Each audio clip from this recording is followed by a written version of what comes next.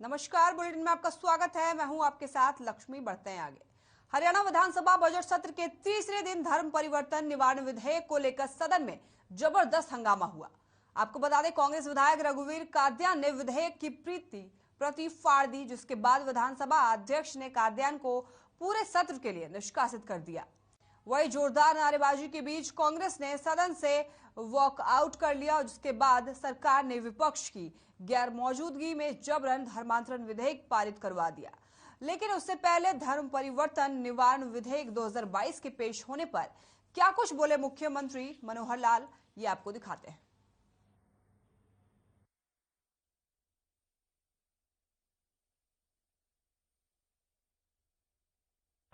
इस बिल का विरोध करने का मतलब क्या? पहली बात तो ये है, जो हमारे माननीय सदस्य ने भी बताया है कि इसमें किसी धर्म का कोई नाम नहीं लिखा है। जो छुपा हुआ उसको रोकना है और इसलिए बिल है। तो आज तक जो छुपी हुई बातें होती रही हैं, वो छुपी हुई बातें आगे बंद हो जाए। अब सुनिए, अब इसमें क्या लिखा है। इसके अंदर इसका जो सेक्शन 3 है, उसका 1 में है, मिथ्या निरूपण द्वारा बल प्रयोग, धमकी, अनुचित प्रभाव, पर पीड़न, प्रलोभन या डिजिटल ढंग के उपयोग सहित किसी कपटपूर्ण साधनों द्वारा सुनो, एक मिनट आगे सुनो, पूरी बात सुन लो। द्वारा या विवाह द्वारा या विवाह के लिए या तो प्रत्यक्ष या अन्यथा से किसी अन्य व्यक्ति का एक धर्म से अन्य धर्म में परिवर्तन नहीं करवाएंगे। कहीं नहीं लिखा कि अगर अपनी मर्जी से कोई धर्म परिवर्तन करना चाहता तो उसका प्रावधान लिखा हुआ इसमें। इस बिल का विरोध करने का मतलब क्या आप चाहते हैं कि अंधाकृत होता रहे? इंद्र से यूक्रेन एमबीबीएस की पढ़ाई करने गए यश शर्मा सकुशल अपने घर लौट गए हैं, जिसके लिए उन्होंने भारत सरकार का आभार व्यक्त किया। वहीं यश शर्मा ने बताया कि वो कई दिन तक बंकर में रहे, जहां पर उन्हें खाने पीने के लिए उचित मात्रा में सामान नहीं मिल पाता था। वहीं आपको बता दें कि उन्होंने अपनी बीती सुनाई और उन्होंने कहा कि कई दिन तक उन्हें बंकर में रहना पड़ा और उन्हें खाने पीने के लिए उचित मात्रा में सामान नहीं मिल पाता था। शहर में हर तरफ कर्फ्यू लगा हुआ था। कुछ समय के लिए राहत मिलती थी, जिसमें वो अपने लिए जरूरी सामान लेकर आते थे। साथ ही उन्होंने बताया कि बंकर में वो 60 भारतीय छात्र थे। वहीं बॉर्डर पर पहुंचने पर इंडियन एम्बेसी ने उनका पूरा साथ दिया और उन्हें किसी प्रकार की कोई परेशानी नहीं आने दी।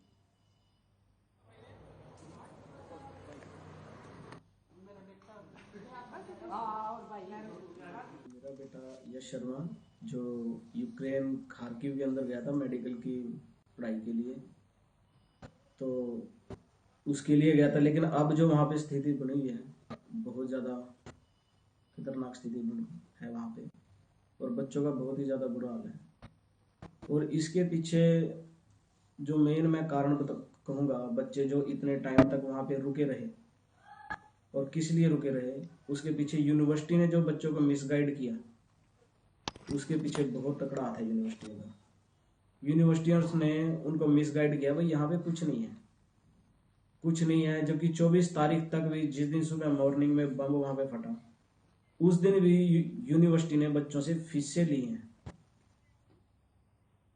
यूक्रेन और रूस के बीच जहां अभी भी घमासान युद्ध जारी है, वहीं ऐसे में एक भारतीय की घर वापसी देश के लिए बड़ी राहत वाली खबर है।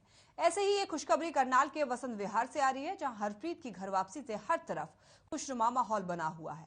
वहीं हरप्रीत के पिता ने हमें बताया कि उन्होंने अपने बेटे हरप्रीत को एमबीबीएस करने के लिए यूक्रेन भेजा था, जहां पर अब डरावना माहौल बना हुआ है। तो बेटा पढ़ाई छोड़कर जान बचाकर वापस भारत आ गया। आप भी सुनिए हरप्रीत और उसके परिवार की आप बीती।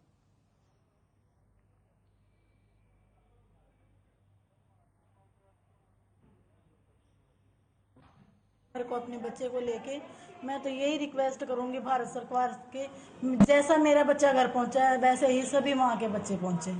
बस यही निवेदन करना। लगातार थे आप हरप्रीत? जी बिल्कुल कांटेक्ट में थी सर। अगर 2 मिनट भी मेरे बेटे से मेरी बात नहीं हो पा रही थी तो मैं बहुत ज्यादा डरी हुई थी कि मेरे बेटे के साथ कोई ऐसा हादसा ना हो जाए कि जो मैं दोबारा सहन ना कर पाऊँ। खबरें बहुत डरा रहे थे सर, बहुत डरा रहे थे, लेकिन मेरे बेटे ने बहुत हौसला किया सर। थी एकदम से डरावना सिस्टम हो गया। हमने अपने बेटे को भेजा था भाई MBBS डॉक्टर बन के आएगा, लेकिन 5 साल हो गए, लेकिन ये नहीं सोचा था कि ऐसा माहौल पैदा हो जाएगा। लेकिन परमात्मा की दया से भगवान ने साथ दिया, फिर भी ये हमारे बीच में आ गए, ठीक है ना। हम तो भारत सरकार से निवेदन करते हैं भाई और भी ज़्यादा इस सिचुएशन को और भी ज़्यादा समझ के ज़्यादा से ज़्यादा जल्दी से जल्दी, क्योंकि 10 दिन हो चुके हैं अब तक बच्चे वहीं फंसे हुए हैं। 1 दिन 2 दिन हो जाते हैं तो बच्चों का रहना मुश्किल हो जाता है। और जो बच्चे बमबारी को देखते हैं और वो उसी बमबारी के दौरान क्या खाना पीना खा सकते हैं, वो उनके पास भी रखा होगा तब भी नहीं। मेडिकल यूनिवर्सिटी में पढ़ता हूँ, ओडिशा में मैं हॉस्टल में रहता हूँ। तो हम जिस टाइम 25 तारीख को सुबह उठे हैं उस टाइम हमने देखा कि 5:30 बजे के अप्रोक्स जेट से भी फायरिंग हो रही है और ऑन रोड भी फायरिंग हो रही है। तो जिस टाइम हमने ये देखा तो हमारे हॉस्टल के अलार्म बजे, हम बेसमेंट में पहुंच गए।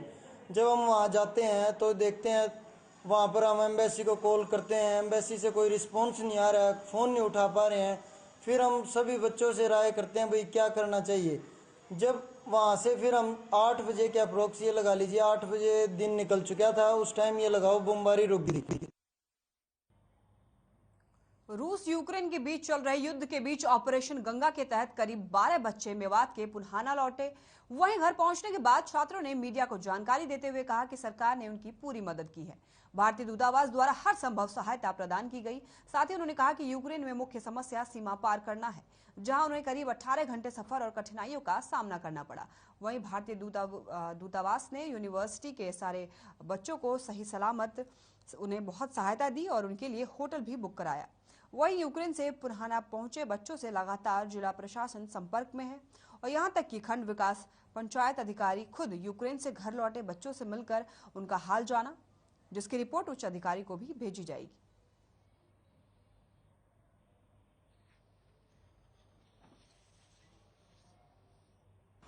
अच्छा जी, मैं उजग्रोद में नेशनल यूनिवर्सिटी में पढ़ा था वहाँ से। तो ये उजग्रोद नेशनल यूनिवर्सिटी हंगरी बॉर्डर के पास में पड़ती है। तो वहाँ पे हम मोस्टली स्टूडेंट 70+ मेवात स्टूडेंट थे वहाँ पे।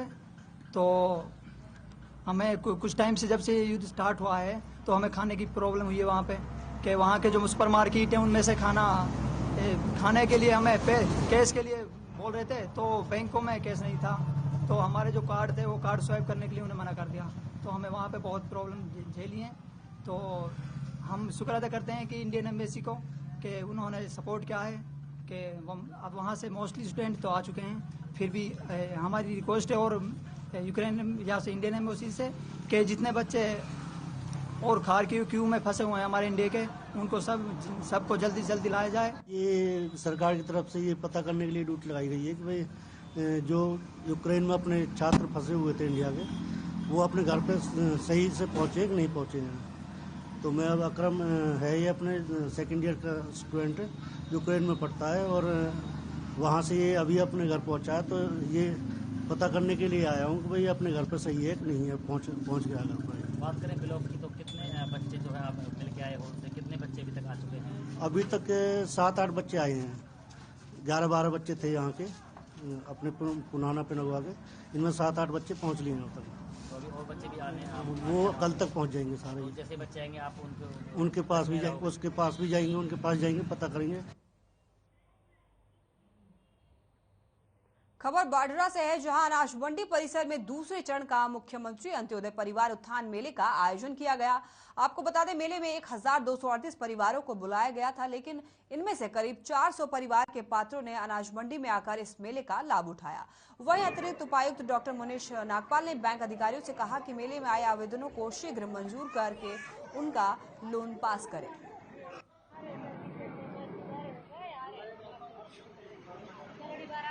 आज हरियाणा सरकार द्वारा और जिला प्रशासन के द्वारा 4 मार्च 2022 को बाढ़ड़ा उपमंडल में आज ये मुख्यमंत्री अंत्योदय परिवार उत्थान योजना के तहत जो मेला आयोजित किया गया है, इसमें जो नए जो परिवार हैं, न्यू सेट ऑफ फैमिलीज हैं, आज 508 नए परिवार आमंत्रित किए गए हैं। और जो पिछले मेला के दौरान जो 704 परिवार नहीं आ पाए थे, उन्हें भी आज आमंत्रित किया गया है। 24 ऐसे परिवार जिन्होंने पिछले मेला में किसी तरह का कोई ऑप्शन नहीं दिया था, उन्हें आमंत्रित किया गया। कुल 1236 परिवार आज जो जिला प्रशासन के द्वारा आमंत्रित किए गए हैं। चलिए यहाँ रुकते हैं एक छोटे से ब्रेक के लिए, कहीं मत जाइएगा, फौरन लौटेंगे।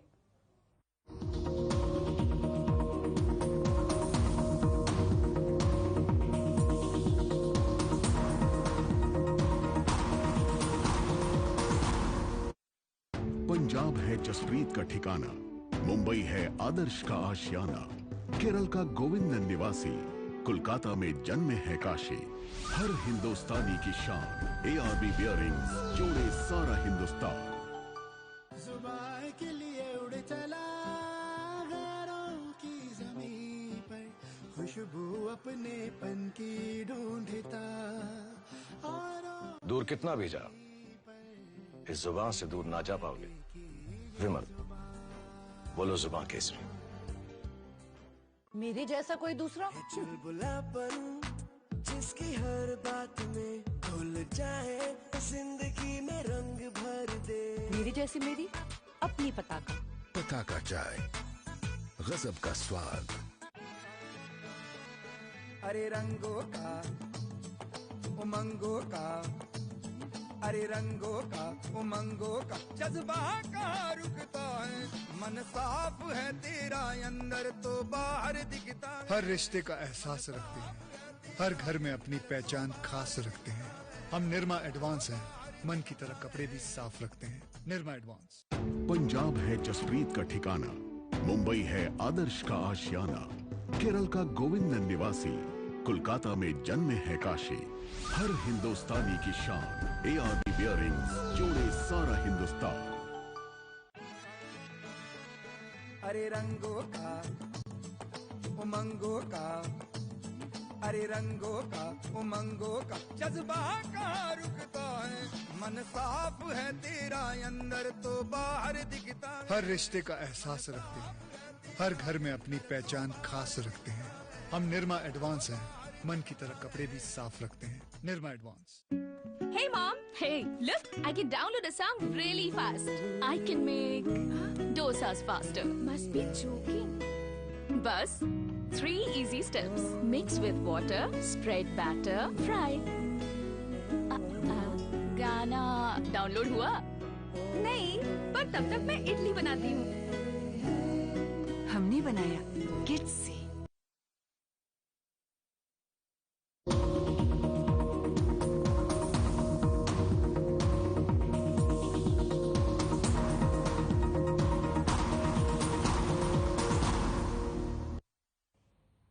ब्रेक के बाद आपका स्वागत है, बढ़ते हैं आगे।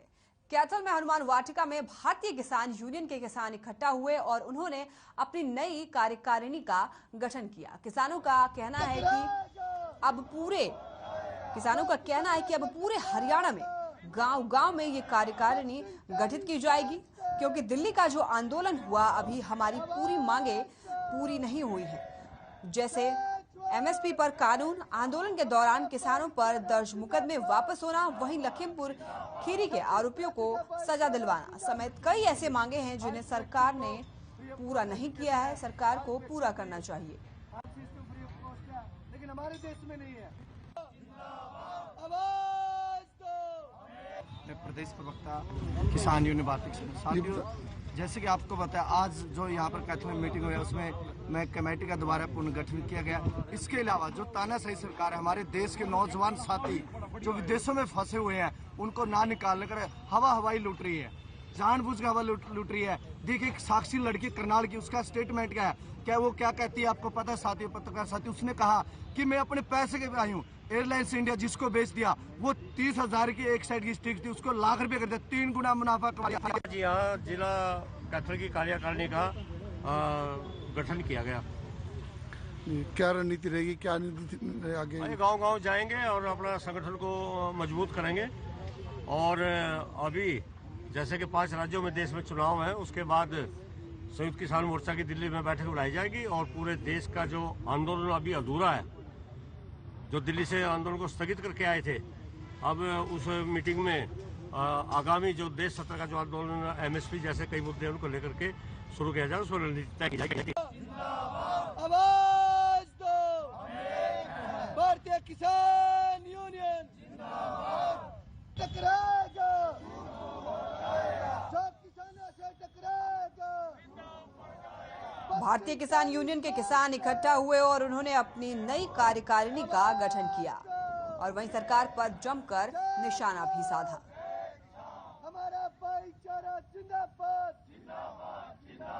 टीवी स्क्रीन में आप देख सकते हैं कि भारतीय किसान यूनियन के लोग प्रदर्शन करते हुए नजर आ रहे हैं। पुनहाना में मनरेगा योजना में भ्रष्टाचार अपने चरम पर है। मामला उपमंडल के बीसरू गांव का है, जहां अधिकारियों और ठेकेदारों की मिलीभगत से बैंक के अधिकारी भी जमकर मलाई लूट रहे हैं, जिसके चलते गांव के आधा दर्जन लोगों ने महिला सरपंच पर कैटल शेडों में आई राशि वो हड़पने का आरोप लगाया है। आपको बता दें कि पंडितों का आरोप है कि सरपंच ने उनके अंगूठे और साइन कराकर कैटल शेडों की राशि हड़प ली है, जबकि उनके घरों में कोई भी कैटल शेड नहीं बनी है। वहीं मामले में पीड़ितों ने मुख्यमंत्री से सरपंच के खिलाफ कार्रवाई कराने की मांग की है, लेकिन देखने वाली बात यह है कि इन अधिकारियों को ना तो सरकार का कोई डर है और ना ही जिला प्रशासन का। अब देखना होगा कि सीएम को दिए शिकायत पत्र पर क्या कार्रवाई की जाती है।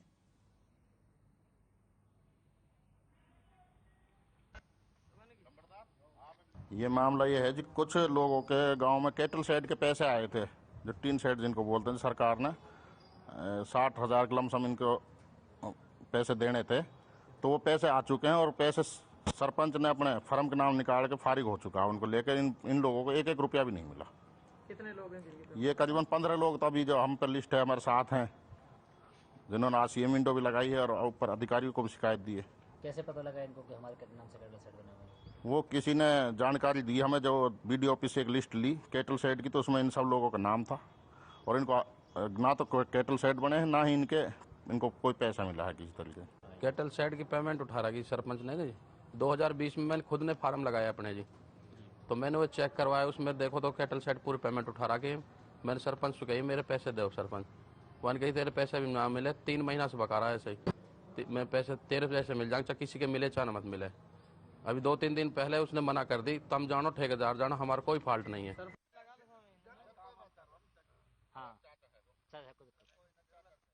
गुरुग्राम में एक निजी स्कूल ने 3 साल की बच्ची को मास्क न पहनने पर स्कूल से निकाल दिया और बच्ची को स्कूल आने के लिए मना कर दिया, जिसे लेकर अभिभावक इकट्ठा होकर जिला उपायुक्त के पास ज्ञापन देने पहुंचे, जहां अभिभावकों ने बच्ची के लिए इंसाफ और स्कूल प्रशासन के खिलाफ एक्शन लेने की मांग की। वहीं डीसी ने अभिभावकों को आश्वासन देते हुए कहा कि स्कूल को नोटिस भेजा जाएगा और इस पर कार्रवाई भी की जाएगी।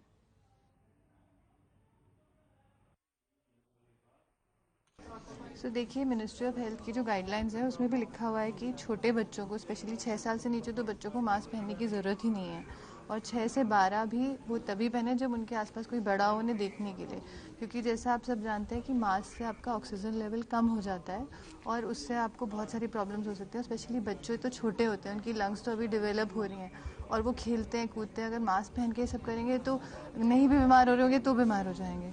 तो हम आज यही डीसी साहब से रिक्वेस्ट करने आए हैं कि आप ये चीज़ थोड़ा फैलाइए और स्कूल्स को, मतलब ये जब गाइडलाइन है ही मिनिस्ट्री ऑफ हेल्थ से, तो हम स्कूल्स में मैंडेटरी क्यों करें? देखिए, मामला ये है कि हमारी 3.5 साल की बच्ची को स्कूल अंदर आने नहीं दे रहा है बिना मास्क के। अब सरकार की तरफ से कोई ऐसी मैंडेट या गाइडलाइन नहीं है कि 5 साल से नीचे के बच्चों को भी मास्क पहनने की ज़रूरत है। तो हमने उनसे जब ऑर्डर्स मांगे कि आप कौन सी गाइडलाइंस के आदेश पे ये सब कर रहे हैं, तो वो कोई ऑर्डर नहीं दिखा पा रहे हैं, ना एजुकेशन मिनिस्ट्री ना हेल्थ मिनिस्ट्री। बस वो कह देते हैं कि भाई हम सब पेरेंट्स ने यही डिसाइड किया है और सारे बच्चे मास्क पहनेंगे। तो मैं इस चीज़ के बिल्कुल मानती नहीं हूँ इस चीज़ को कि बच्चे की जो हेल्थ है वो मेरी जिम्मेदारी एज अ पेरेंट, और स्कूल कुछ चीज़ फोर्स नहीं कर सकते हैं, क्योंकि मास्क पहनने से उनकी ऑक्सीजन लेवल पे फ़र्क पड़ेगा और अभी बच्चे बहुत छोटे हैं, तो उनके ब्रेन, हार्ट और लंग में ऑक्सीजन नहीं जाएगा, तो वो एक अलग तरीके का इम्पैक्ट। सोनीपत में पकड़े गए 4 खालिस्तानी आतंकवादियों का मामला चर्चा में है, जिसमें पुलिस ने सागर और सुनील नाम के खालिस्तानी आतंकवादी को 4 दिन के रिमांड पर रखा था। वहीं रिमांड के दौरान पुलिस ने सागर के नकली आधार कार्ड, ड्राइविंग लाइसेंस के अलावा लैपटॉप और प्रिंटर भी बरामद किया। वहीं जानकारी के मुताबिक 2 आतंकवादियों को पुलिस पहले ही जेल भेज चुकी है। इतना ही नहीं, दोनों आतंकवादी सागर और सुनील को पंचकुला कोर्ट में पेश किया जाएगा।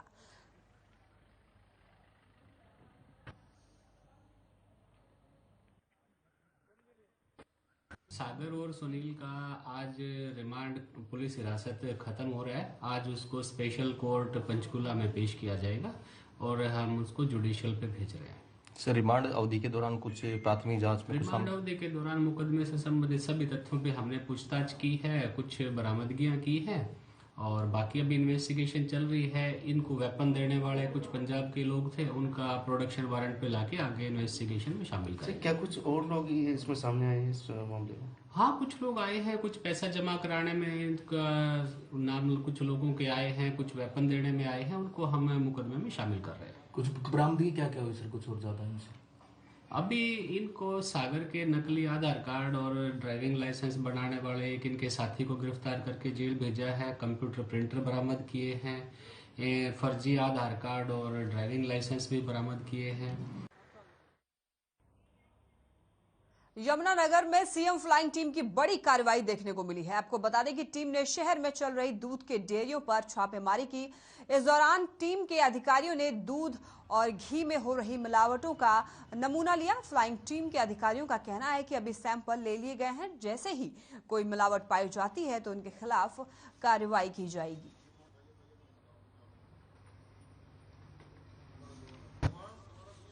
लगातार रेड एक्चुअली क्या है कि फूड सप्लाई कर रहे हैं हम सप्लाई के डिपार्टमेंट के साथ, और वहाँ पर जो भी हमें जिसकी भी कोई डिब्बा रखी है उसकी हम डेयरी प्रोडक्ट्स चेक कर रहे हैं और उसको टेस्टिंग के लिए आके भेजेंगे। पैक करने को दिखा रहे हैं, मांगा हमने, इनके पास लाइसेंस अभी दिखाया तो नहीं है, बाकी देख रहे हैं, कह रहे हैं, ढूंढ रहे हैं। इतनी कमी है काफ़ी, तो आप अंदर जाके भी देख सकते हो, साफ स्वास्थ्य व्यवस्था नहीं है बिल्कुल भी मैन्युफैक्चर करते हुए, मास्क लगा हुआ है। तब सैंपल ले रहे हैं हम, बाकी जैसी रिपोर्ट आएगी उसके ऊपर जो है अभी तक तीसरी रेड है। चलिए, फिलहाल के लिए बुलेटिन में बस इतना ही। देखते रहिए हर खबर। नमस्कार।